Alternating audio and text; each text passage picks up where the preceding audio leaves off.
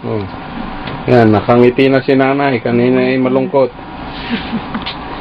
Siyempre, kahit pa paano yung nasaya. Basta ka na. So, malapit na umuwi si Jesse. Huwag ka na mamanglaw.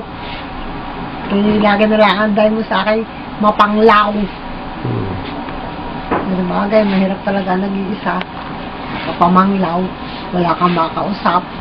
Para kang... Babad sa internet. Ayun na nga ang ginagawa para lang malibang. Wala kayong bili na eh. Ay Si siya, mama. pakabait. Kayo diyan. Lagi mag-ingat. Pag nagdadrive. At mahirap yun. Wala nang ibang bilin. Sadyang mabait na yun eh.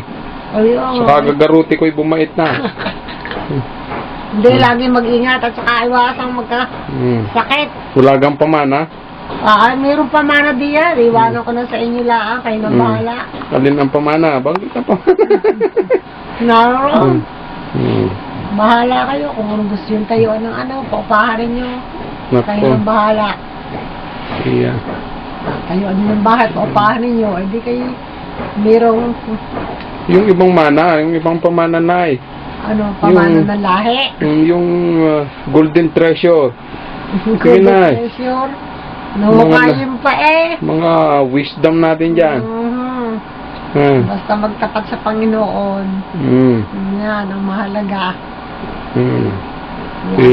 Umiyak na. Ha? Ano na eh? Baka... Ano man ang mangyari, huwag kang malungkot. Talagang gayaan ang buhay. Wala tayong magagawa. Ay nakaano na sa Panginoon. Basta pagbutihin. Una yung pananampalataya. Yung mga anak mo, yung talaga ang magaling. Talaga mong mabuti si Papa. Si Jesse, baka rin lumiit ang tiyan. Sige na eh. Maubos na. Sige. Bye na. Kiss muna na eh. Kiss. Ingat. Love you.